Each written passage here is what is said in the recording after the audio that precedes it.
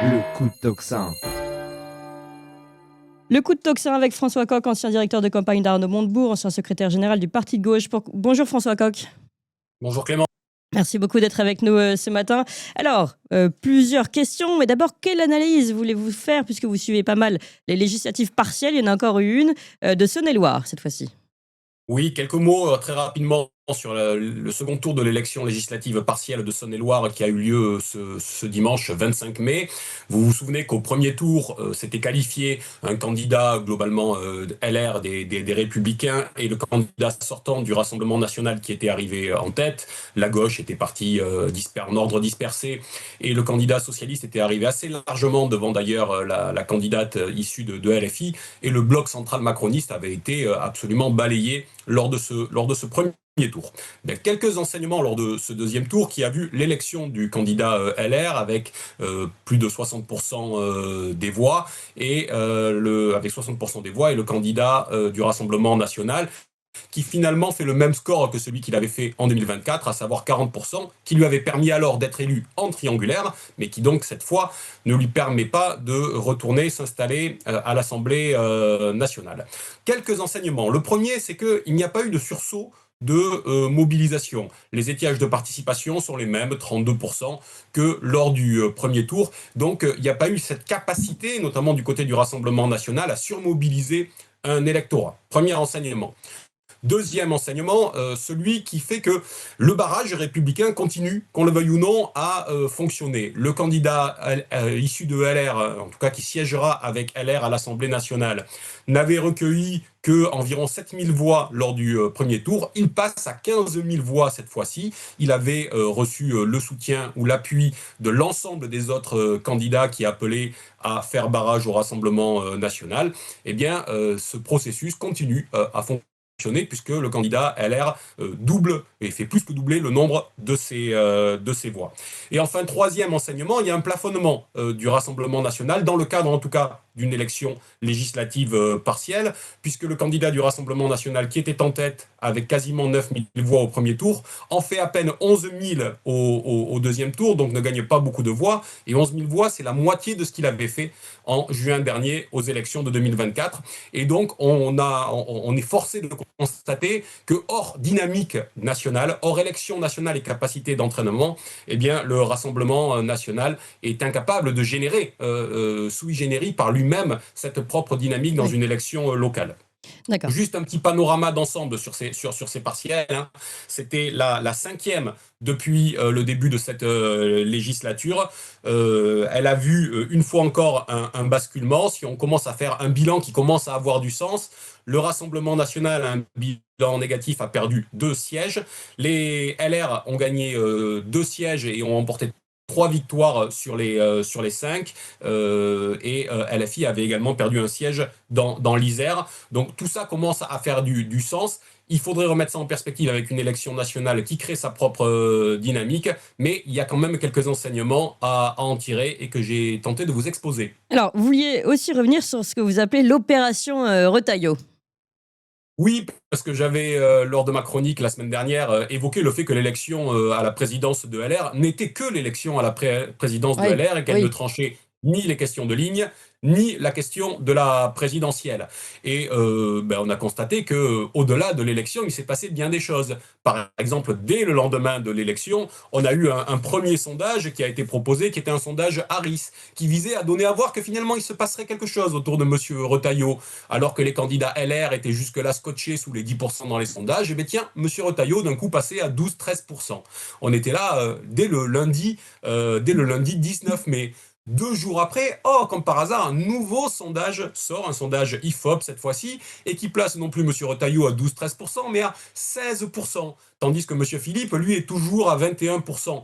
Donc on voit qu'il y a un récit qui commence à se mettre en place sur le match entre l'un et l'autre. Oui. Et tout ça est parachevé ce week-end par un dernier sondage au Doxa, non pas sur les intentions de vote, mais cette fois sur la popularité.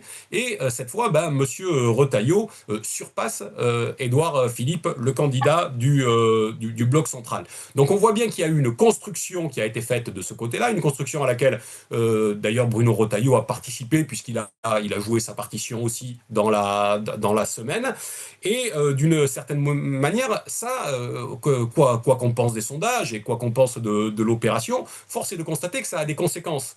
Ça a créé déjà une panique dans la Macronie, où on voit bien que beaucoup se braquent et disent « Mais comment ces gens-là, qui ont fait moins de 5% la dernière fois, peuvent-ils se permettre de venir aujourd'hui remettre en cause notre hégémonie au sein du bloc central alors qu'ils ne sont censés que nous accompagner ?» Ouais. Bon, d'une certaine manière, on a tendance à dire aux gens de la Macronie « Vous ne pouvez vous en prendre qu'à vous-même, hein, c'est quand même vous qui leur avez donné les clés du camion. » Et puis on peut leur dire aussi que c'est aussi leur propre division au sein de la Macronie qui permettent l'émergence ou la réémergence de cette candidature potentielle LR, leur propre divergence entre M.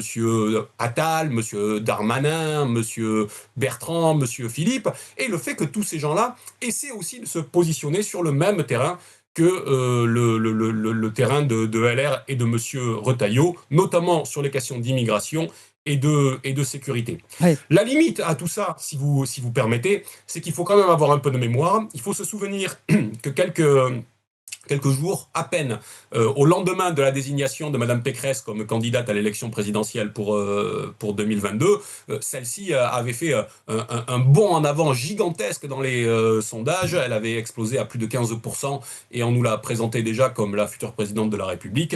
Chacun se souvient également qu'elle a terminé à 4,78%. Oui. Donc la vérité qui est celle du printemps 2025 est loin de celle qui sortira des urnes sans doute en 2027. Le dernier aspect, c'est que pour ce qui est de LR, ils ont quand même leur chance qui est la faiblesse et l'inertie du gouvernement Bayrou, qui est un gouvernement qui ne propose rien, qui n'agit pas, et qui donc permet par contrepoint de donner à voir qu'un monsieur Retailleau, par exemple, qui s'agite beaucoup, eh bien, a l'air d'être actif, mais c'est aussi la faiblesse et le danger pour LR qui, pris dans ce gouvernement, risque d'être aspiré par le fond. On voit bien qu'il essaie de s'en sortir par le verbe en attaquant la Macronie, mais enfin les contradictions vont apparaître, Oui. comme elles apparaissent par exemple sur le sujet que vous venez d'évoquer, et notamment sur le délit d'entrave, sur lequel M. Retailleau a été repris au vol ce week-end par une autre ministre, Madame Vautrin. Donc tout ça va faire des discussions et risque sans doute d'affaiblir malgré tout le projet LR. Oui, parce que Bruno Retailleau, pour résumer et le rappeler, lui s'est opposé à ce délit d'entrave et il a été en effet ici retoqué, on va dire, par la ministre de la Santé.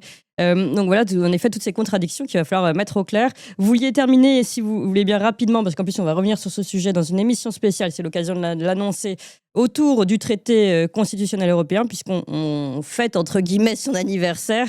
Eh bien pour vous, c'est quand même le rappel qu'on est entré en démocratie minoritaire. Oui, vraiment d'un mot, mais je ne pouvais pas passer à côté de l'occasion, puisque vous savez que je considère d'une certaine manière que la manière dont a été détourné le vote du traité constitutionnel européen, dont nous commémorerons les 20 ans jeudi prochain, Oui. et le péché originel. Voilà, tout ça a ouvert les portes de l'enfer démocratique, puisque en refusant le vote populaire, eh bien, les dirigeants se sont enfermés dans des choix qui visaient à les contourner.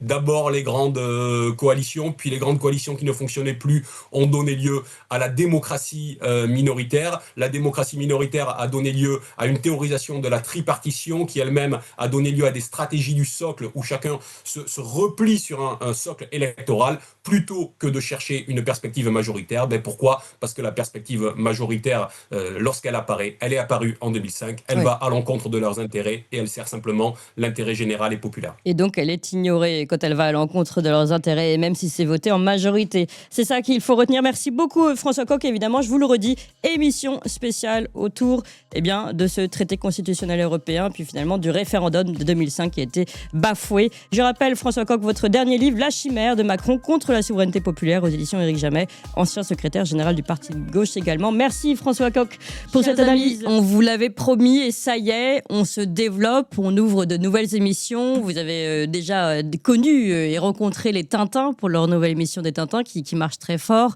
Évidemment, l'émission d'André Berkoff. Cette semaine sort une nouvelle émission scientifique où on va tenter de poser de véritables questions sur des débats scientifiques qui ne sont pas fermés, contrairement à ce que on veut nous faire croire.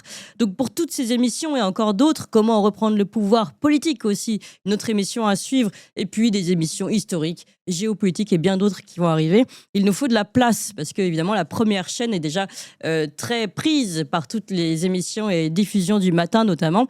Donc il faut qu'on ouvre une nouvelle chaîne et il faut que vous suiviez le mouvement surtout et que vous ayez tout de suite vous abonner à la nouvelle chaîne. Il faut aussi en parler à tout le monde. On compte vraiment sur vous parce que si on veut ouvrir ces nouvelles émissions, il faut que vous suiviez le mouvement et vraiment que vous alliez vous abonner tout de suite à la nouvelle chaîne YouTube. C'est pas compliqué, c'est gratuit, ça se fait en 2 clics. On vous met tout de suite le lien là, pouf, il apparaît.